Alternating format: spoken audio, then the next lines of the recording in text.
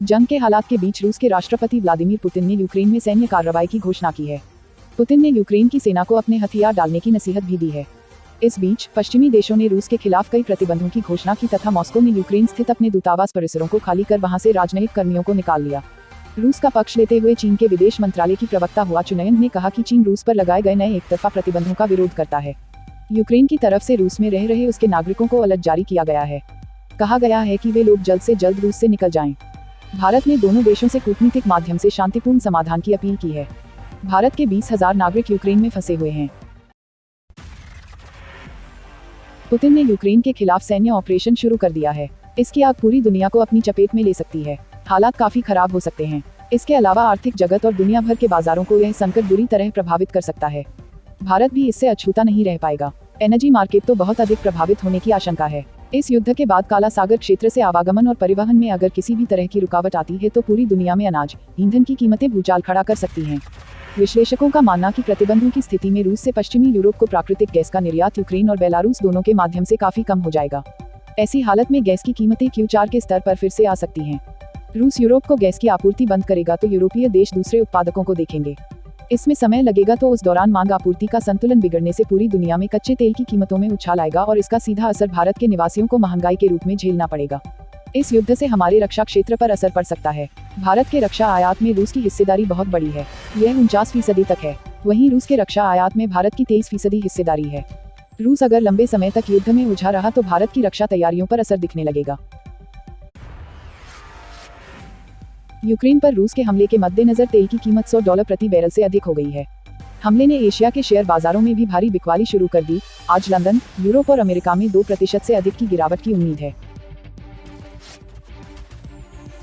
रूस की समाचार एजेंसियों की रिपोर्ट के अनुसार रूस के रक्षा मंत्रालय का कहना है कि उसने यूक्रेन के एयरबेस पर सैन्य बुनियादी ढांचे पर हमला किया है और यूक्रेन की वायु रक्षा को नष्ट किया है। यूक्रेन की सेना ने दावा किया है कि उसने लुहांस्क क्षेत्र में 5 रूसी विमान और 1 हेलीकॉप्टर को मार गिराया है। एनसीपी नेता और उद्धव सरकार में महाराष्ट्र के अल्पसंख्यक कल्याण मंत्री नवाब मलिक 8 दिनों तक प्रवर्तन निदेशालय ईडी के रिमांड में रहेंगे। ईडी ने कल नवाब मलिक को गिरफ्तार कर पीएमएलए कोर्ट में पेश किया। इसके बाद उन्हें कोर्ट ने 3 मार्च तक ईडी की रिमांड पर भेज दिया। इसके बाद नवाब मलिक को रात ईडी दफ्तर में ही बितानी पड़ी। ईडी ने 15 फरवरी को मुंबई में अंडरवर्ल्ड की गतिविधियों, संपत्ति की अवैध रूप से कथित खरीद फरोख्त और हवाला लेनदेन के संबंध में छापेमारी की थी। ईडी ने 10 स्थानों पर छापेमारी की थी जिसमें 1993 के बम धमाके के मुख्य साजिशकर्ता दाऊद इब्राहिम की दिवंगत बहन हसीना पाक, भाई इकबाल कास्कर और छोटा शकील के रिश्तेदार सलीम कुरैशी उर्फ सलीम फ्रूट के परिसर शामिल था।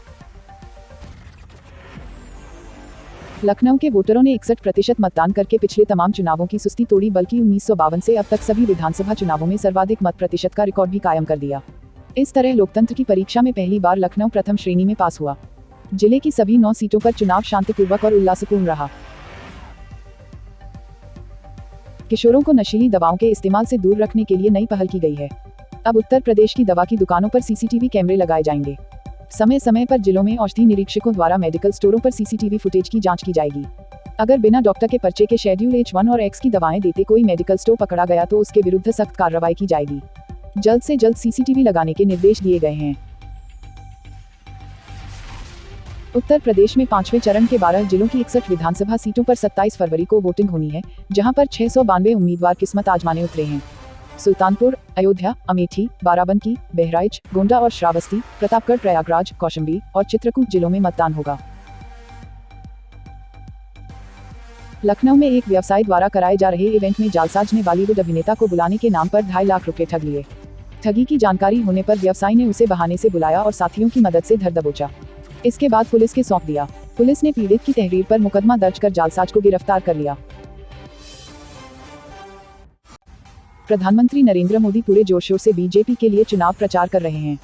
आज उत्तर प्रदेश में उनकी 2 जनसभाएं हैं। उनकी पहली जनसभा कांग्रेस के गढ़ कहे जाने वाले अमेठी में होगी, वहीं दूसरी जनसभा प्रयागराज में होगी।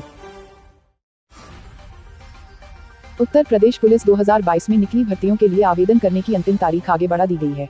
उत्तर Pradesh police recruitment and promotion board के 2430 पदों पर आवेदन करने की अंतिम तारीख अब 15 मार्च 2022 कर दी गई है। प्लीज सब्सक्राइब अविरल times for latest news update and press the bell icon to get all the latest video update.